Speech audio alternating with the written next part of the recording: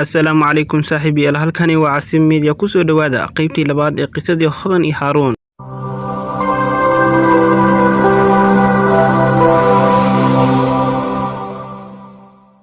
Haaruun kibirka intuu ka batay ayuu koob uu wax ku cabay intuu qabsaday ayuu dhulka ku dhuftay.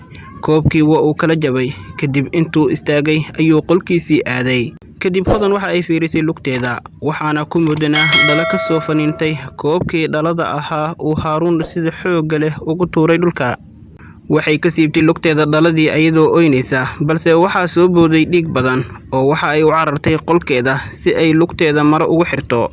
Waxay lugta ku xirtay marooyin laakiin dhiiggii wuu joogsan waayay. Haaruun oo intuu dharka iska soo bedelay isdhahayay magaalada aad oo gabadhani agteeda ha sii joogin. Hooyana horay u sii mar ayaa waxa uu ka soo baxay qolkiisa, balse markuu jaranjarada guriga ka soo degayay ayaa wuxuu arkay dhiig. Wuxuu u degdegay dhanka qolka qadada oo qofna joogin, balse inta u dhaxaysa qolka qadada iyo jaranjarada guriga waxaa ku yaalay raad dhiig ah. Wuxuu ku soo laabtay jaranjarada oo wuxuu raacay raadkii dhiigga asagoo walwalsan, wuxuuna raadkii geeyay qolka Hodan. Qolkii albaabkiisii ayuu garaacay laakiin Hodan kama aysan furin. Wuxuu isku dayay in uu jebiyo albaabka, ugu dambeynse waa uu u furmay. Markii uu qolka galay ayaa wuxuu arkay Hodan oo aad u ooynaysa oo lugteeda duubaysa, gacmaheedana ay wada dhiig yihiin. Haaruun intuu aad u naxay ayuu Hodan ku yiri maxaa kugu dhacay, balse Hodan uma aysan jawaabin. Haaruun ayaa durbadiiba fiiriyay lugteeda oo waxaa ku yaalay dhaawac, dhiigna waa uu ka qulqulayay. Haaruun wuxuu isla markiiba u soo qaaday Hodan dhanka iyo gaariga, wuxuuna u kaxeeyay isbitaalka. Waxay tageen isbitaalka oo dhaawacii Hodan waa la tolay, dawooyin iyo fitamiino ayaa loo soo qoray maadaama dhiig badan uu ka baxay. Maamada oo meel ku maqneed ayadii iyo gabadheeda yar ayaa xaafadda ku soo laabatay, waayo gabadha yar caanaheeda ayaa ka go'ay.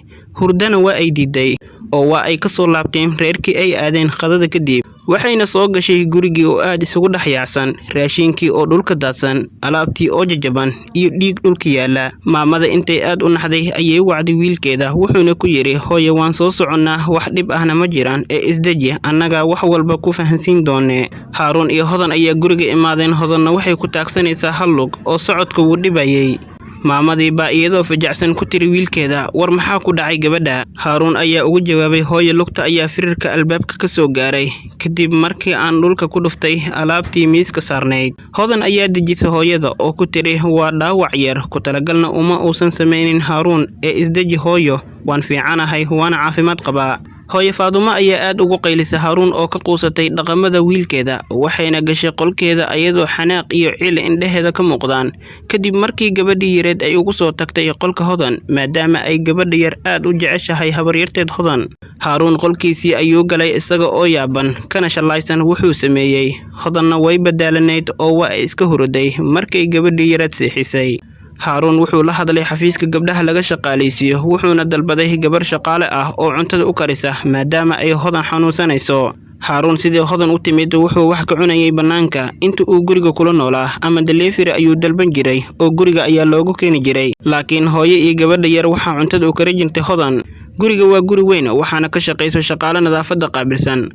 Hodan shaqada guriga waxay qaban jirtay cunto karinta, alaab dhaqidda, dharka iyo nadiifinta jikada. Shaqaalaha kale hawshooda waxay ahayd maalmo kooban, sida in ay rushayaan jirdiinada, in ay tirtiraan qolalka oo dhan, darbiyada iyo daaqadaha.